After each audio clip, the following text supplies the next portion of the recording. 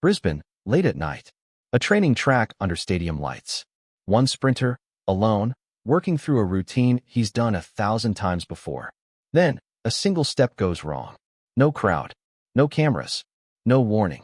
And in that one moment, the season of the fastest teenager on the planet was over. This is the story of Gout Gout, and the injury that stopped him just as the world was starting to watch. Before we get to what happened, you need to understand who Gout Gout is, and why his name had already spread far beyond Australia. Born in Brisbane to South Sudanese parents, Gout Gout burst onto the international scene as a teenager who ran like he'd been doing this for 20 years. He broke a national long-standing open record as a 16-year-old in 2024, running 20.06 seconds over 200 meters. That kind of time, at that age, doesn't happen. People started paying attention. TNT Sports. Then came 2025, when he was eliminated in the 200m semifinals at his Senior World Championships debut, competing as the youngest man in the field. Just being there, at that level, at that age, said everything about where he was headed. NBC Sports. But 2026 was the year everything accelerated. In April, at the Australian Championships, Gout ran 19.67 seconds in the 200m, a world under 20 record, and faster than Usain Bolt had run at the same age. Let that sink in. Not close to Bolt. Faster than Bolt. That time broke the previous U20 world record of 19.69, set by American sprinter Arion Knighton-Back in 2022. Alongside that, he claimed his second national U20 100-meter title. He wasn't just a promising junior anymore. He was being talked about as the future of the sport. Marathon Handbook +3. He didn't stop there. He stepped up to senior racing, finishing 6th in his Diamond League debut in Oslo in June, up against Olympic 200m champion Letzel Tebogo. A week later in Ostrava, he ran 14.96 for 150 meters, an Australian record and personal best, finishing third in a race where Noah Lyles ran the fastest 150m ever recorded at 14.67. He was training alongside Lyles. He was signing endorsement deals. He had an 8-year contract with Adidas worth a guaranteed $4 million, with performance incentives on top. Everything was building toward one moment: Eugene, Oregon, and the World U20 Championships. Marathon Handbook +2. He had unfinished business there too. At the 2024 World U20 Championships, as a 16-year-old, he'd taken silver in the 200-meter, finishing behind South Africa's Bayanda Walaza. Eugene was supposed to be where he settled that score. A showdown with American high school standout Tate Taylor was already being anticipated as one of the highlights of the meet. Everything pointed to this being his moment. Marathon Handbook Canadian Running Magazine. And then, training in Brisbane, it all stopped. Here's exactly what happened, in his own words. Gout announced the injury himself on Instagram, writing, "Unfortunately, I suffered an injury to my left hamstring last night at training in Brisbane." He said he received the MRI report the following morning, and that the news was not good. Olympics. The diagnosis was specific and serious. Scans showed a partial thickness tear of the proximal tendon of the long head of the biceps femoris, involving less than 10% of the tendon's cross-sectional area, but extending across an 8-centimeter length.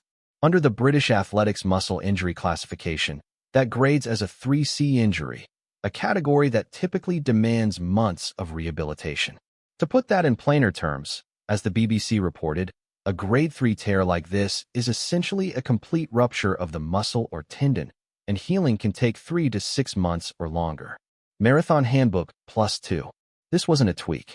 This wasn't something he could push through. This was his body telling him, in no uncertain terms, that the season was finished. So what does this actually cost him? The most immediate and painful consequence. Gout has withdrawn from the World Athletics U20 Championships in Eugene, the exact meet the entire year had been building toward. He'd already chosen to skip the Commonwealth Games, taking place in July and August, specifically to focus everything on winning that U20 title. Now he has neither. A grade 3C tear means his 2026 season ends with both goals gone at once. Olympics +2. He'd been named in Australia's team for both the 200m and the 4x400-meter relay, all of that gone. And with him out of the field in Eugene, Tate Taylor now enters the championship as the favorite to win the 200-meter, after taking down Olympic champion Letzel Tebogo at the Prefontaine Classic with a personal best of 19.75 seconds, the third fastest U2200M time ever run. The head-to-head fans were waiting for will now have to wait until next season. NBC Sports +3. But it's bigger than one race. Gout confirmed the injury will keep him out for the rest of the year entirely. His stated focus now is rehabilitation, with the goal of returning in 2027 stronger and faster. For an 18-year-old who had just spent a season proving he belonged with the very best in the world, that's a brutal pause button to hit. Olympics. The reaction, understandably, was immediate, from fans, from experts, from the sport itself. Athletics Australia released a statement acknowledging that while the news is disappointing for Gout and his many fans, injuries are part of the sport, and stressed the importance of giving him the time he needs to rehabilitate, recover, and return to the track when he's ready. They also made a point of saying that Gout has had a phenomenal couple of years and has a long, exciting career still ahead of him. That's the tone you heard across the sport. Not panic, but a kind of protective concern. Nobody in athletics wants to see a talent like this rushed back too early. The instinct from everyone who understands the sport was the same. Let him heal properly. There's no version of this story where a faster comeback is worth a re-injury that could do lasting damage. Now, the question everyone wants answered. Can he come back from this? And come back at the level everyone expects? Here's what we know factually about injuries like his. A grade 3C hamstring tear is serious, but it is not career-ending. Athletes recover from tears at this level regularly, though it takes time, discipline, and a rehabilitation process that can't be rushed. And there is precedent for exactly this kind of comeback in sprinting. This next part is about possibility, not certainty, but it's worth knowing. Sprinters have returned from serious hamstring injuries to run some of the best times of their careers. It's a common pattern in track and field, a devastating injury during a breakout year, followed by a return season where the athlete comes back faster, because the enforced rest allows their body to fully recover from the accumulated strain of rapid growth and heavy competition schedules.